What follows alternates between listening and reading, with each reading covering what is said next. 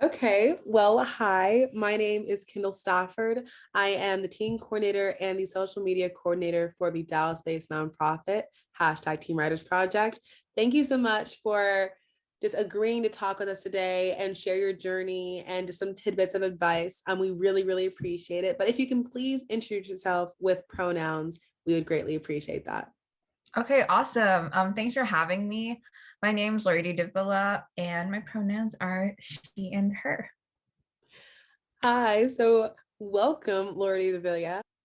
Who are you? Describe yourself in a couple of words. Just give us a little opening about who you are. What makes you tick?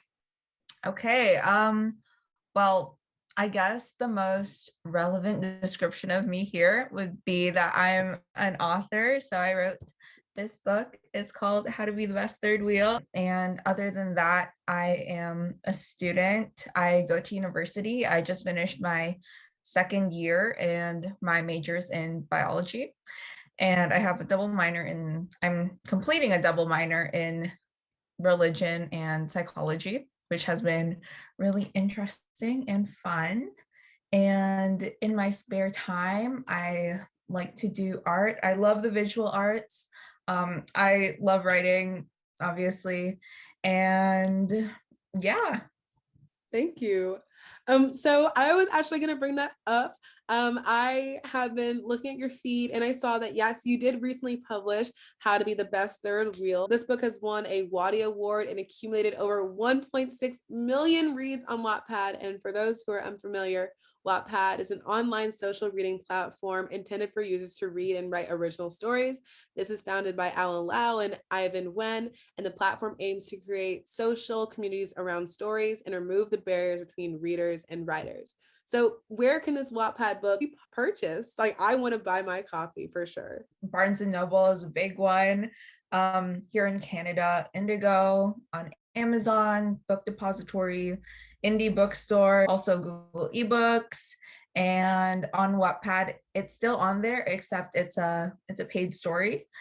This version is. I've kept the original version free for people to read because I found that my readers really loved it, even when it was so rough.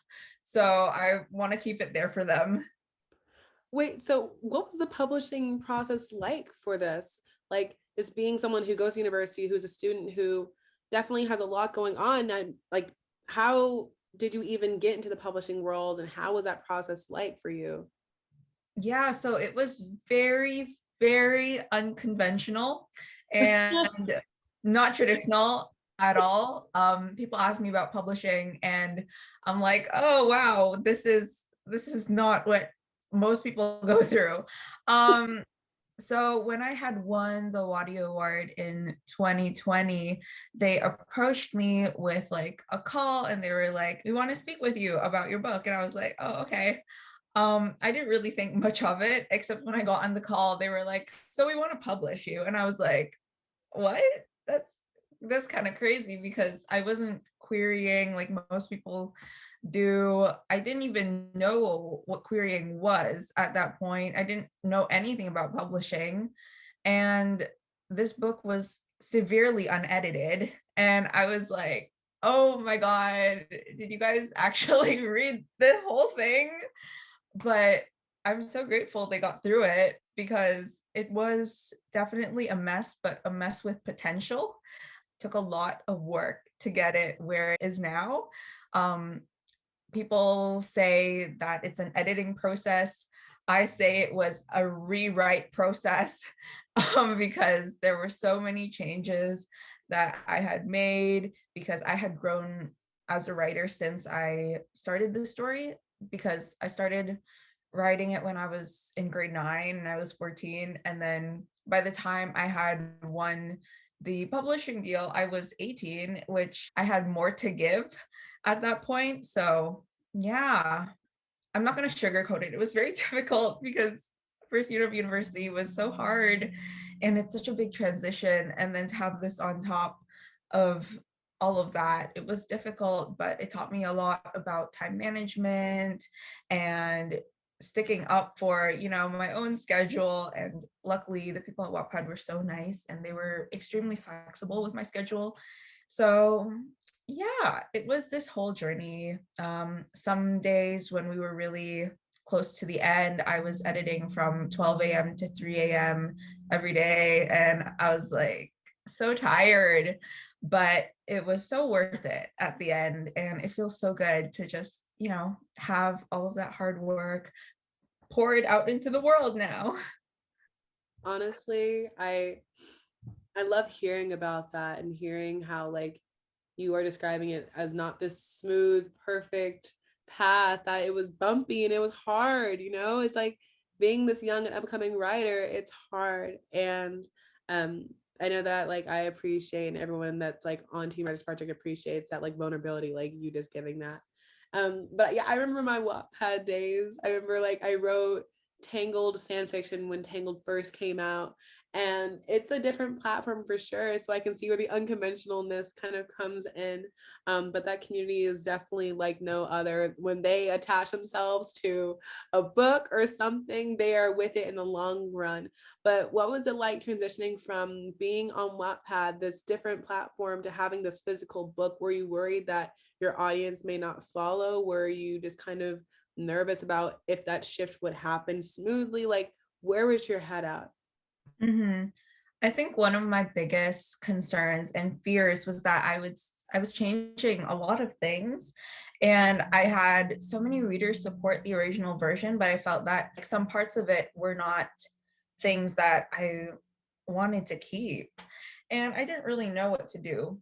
But after a while of editing, I realized that I wanted to explore the growth that I had, and I had to accept that whatever the reaction of like the original readers would be, I would accept that. And I thought to myself that those people have probably grown as well, and maybe they would appreciate these new ideas and these new avenues that I took while editing the book. Yeah, I love that, honestly. Just like welcoming the growth and like welcoming the change, and also like seeing where the benefit can be in.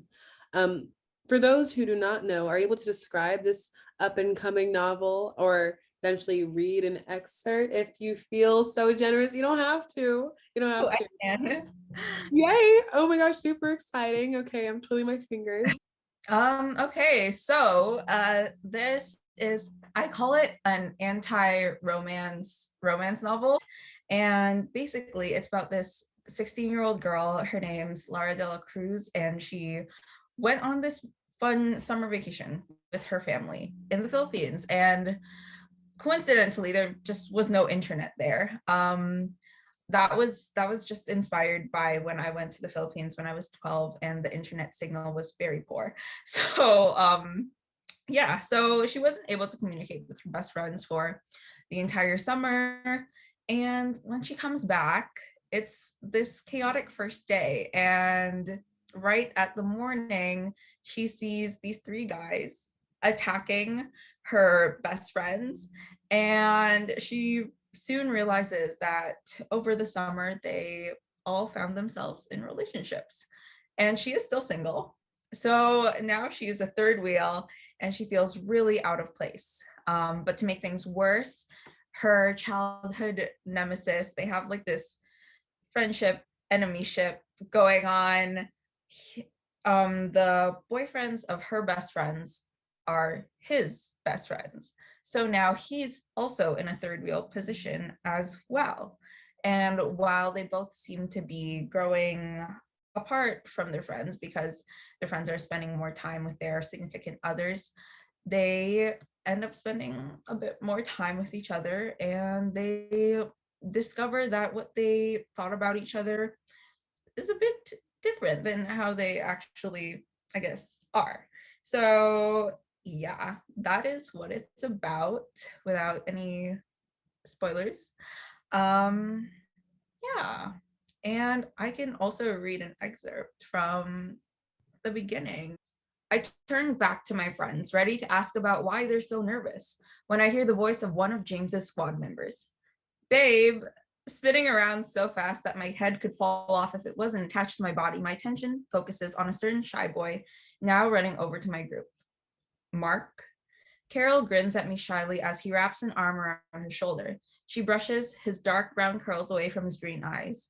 Nausea threatens to overwhelm me, but I keep my expression under control.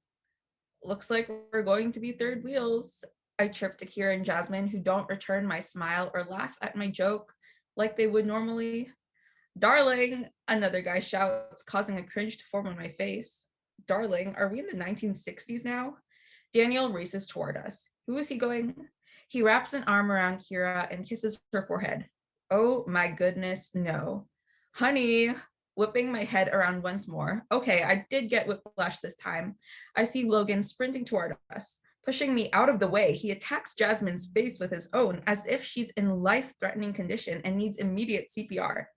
And this is why Honey belongs in a beehive and not in the school hallway. What the heck is going on? And where is the nearest trash can so I can vomit? Carol, fine. We all saw that coming.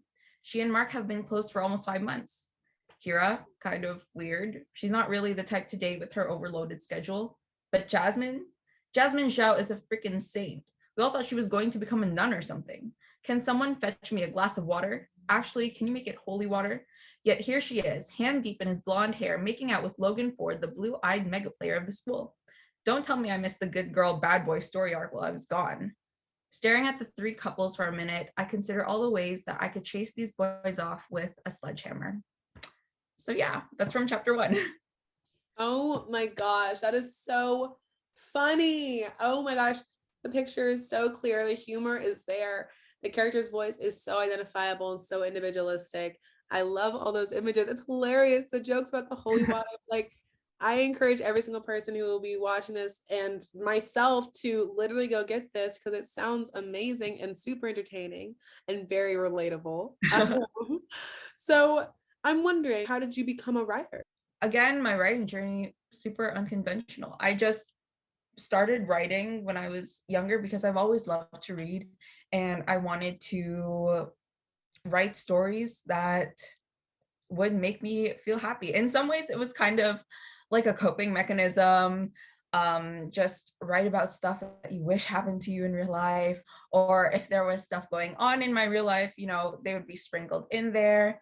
So a lot of my stories have pieces of my own real life problems and struggles and growing up and writing as a teenager. It's kind of like a diary, except things are fictional. So you're not revealing like your whole life, but you're revealing problems that you have. And now looking back, a lot of other teenagers have, like feeling left out or not knowing what you're doing with your future.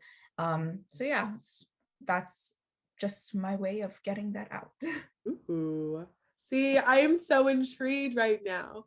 What intrigues you about the concept of anti-romance? As I said, growing up, I read a lot of, teen fiction, romance books where these people would find themselves in these amazing relationships that you would just look up to. And that's where we get the term fictional boyfriend, because we want that so bad. But a lot of times in real life, it doesn't work out like that. And especially in high school, I find that romance is definitely not like the YA books that we so wish they could be. And I wanted to bring a different perspective to YA romance, that it's not always going to be so lovely. A lot of parts are going to hurt a lot, and a lot of times people are not ready for romance, and that's okay. And it's okay to not be in a relationship, and it doesn't mean that anything is wrong with you. So yeah. So I'm wondering, what tips or tricks do you have for people who maybe are feeling uncomfortable with their writing and are just trying to find a boost of confidence? um I think just write like you're writing for yourself.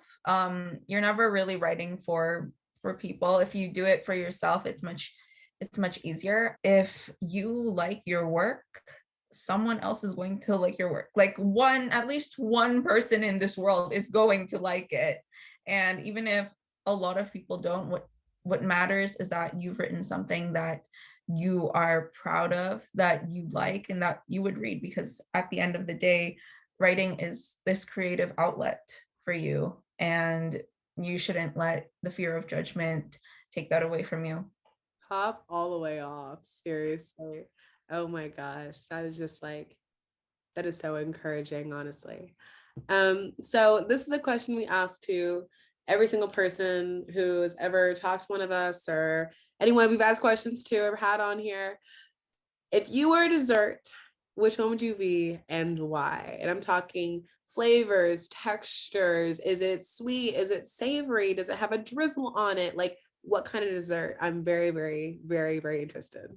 Um, I would be I would be ice cream, cookie dough mixed with cookies and cream, chocolate drizzle, sprinkles, waffle cone, M&Ms.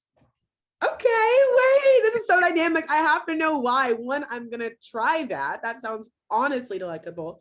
But why? Why the cookie dough with the cookies and cream, with the drizzle, with the sprinkles? Like this is such a complicated but super sweet dish. Well, it's my main character's favorite ice cream. I don't even know if I got it fully correct because I can never actually remember it. But I wrote a scene with that dessert that I really liked and I thought was super sweet.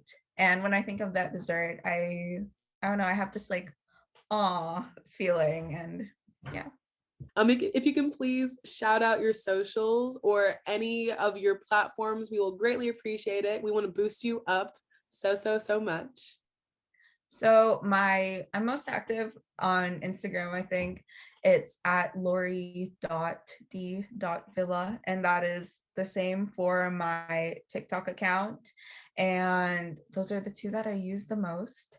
And then for Wattpad, my username is at summer back then. And I've just kept it like that. So yeah, those are my three main socials. Yay. Oh my gosh, super exciting. Well, thank you for talking with me and for sharing your insights with the hashtag Team Writers Project family. We greatly appreciate it. Yeah, just thank you and have a great, great day.